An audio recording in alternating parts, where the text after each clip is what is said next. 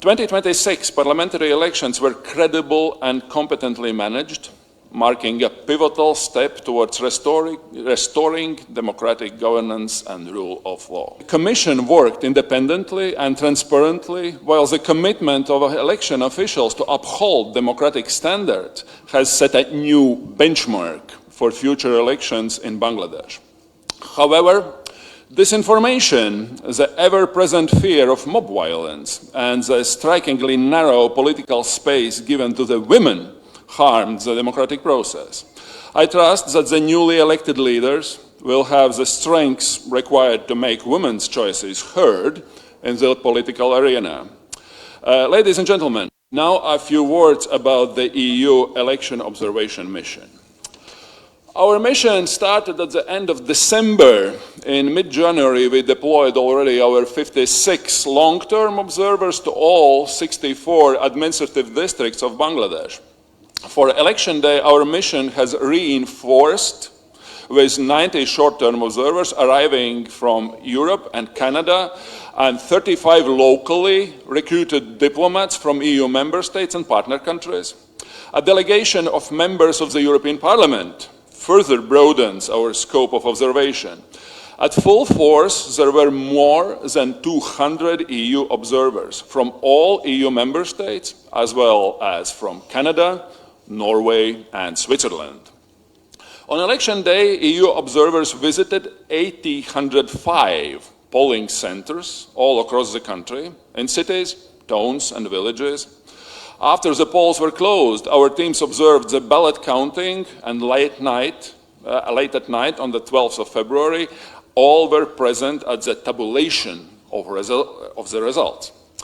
As you can see, this was a large-scale operation that has produced an independent, fact-based assessment on the extent to which these historic elections were conducted in line with international standards and national law. And now, ladies and gentlemen, let me present you our preliminary findings. I will start with reading out the first summary paragraph of our report. First, the 2026 parliamentary elections were credible and competently managed, marking a pivotal step towards restoring democratic governance and rule of law. For the first time since 2008, elections were genuinely competitive, conducted under a renewed legal framework that largely accords with international standards and with fundamental freedoms broadly respected. Sporadic, localized political violence, however, often triggered by manipulated online narratives, harmed the democratic process, while the strikingly limited political space allowed to women undermines their participation. The Bangladesh Election Commission worked independently and transparently, maintaining the confidence of stakeholders and upholding the integrity of the polls. Now let me move on to the more detailed assessment. Let us start with the assessment of the laws governing the elections. The mission has concluded that the electoral legal framework is conducive to the conduct of democratic elections, and that the 2025 amendments strengthening inclusion and credibility. However, further reform is needed to enhance legal certainty and to close loopholes that diminish institutional accountability and transparency.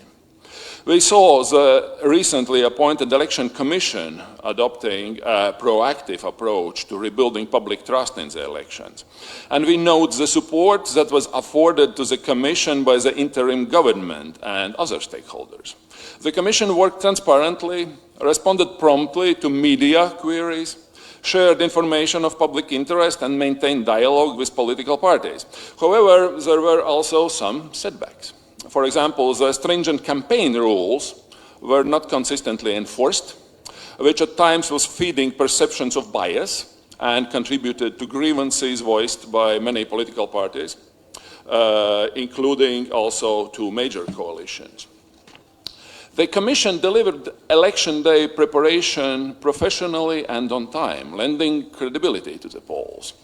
770,000 voters living abroad were enfranchised through a postal ballot. The training of more than 850,000 polling staff was well delivered, and the distribution of materials went smoothly. On election day, we saw dedicated poll workers who managed the voting efficiently. We also witnessed a constant presence of party agents from both major coalitions, which enhanced integrity. Regrettably, most voting places were not accessible to voters with reduced mobility, limiting their right to independent participation. Vote count and tabulation of results was competently handled, yet some integrity safeguards were not uniformly implemented.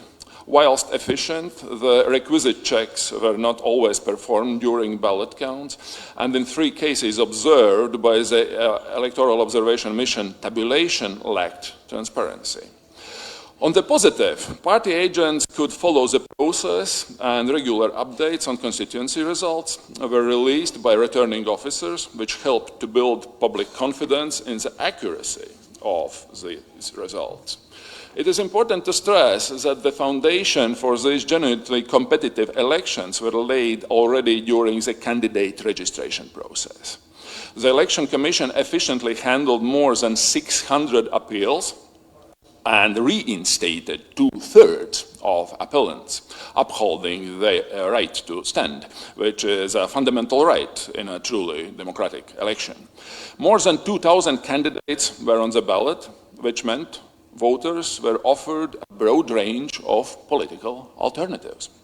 Our observers were present in more than 200 campaign events. We talked with lead candidates and parties in the capital and in the districts, followed up on reports about irregularities, and analyzed their digital campaigns. Based on this wealth of knowledge, we can conclude that the campaign was dynamic and candidates enjoyed freedom of assembly and of expression.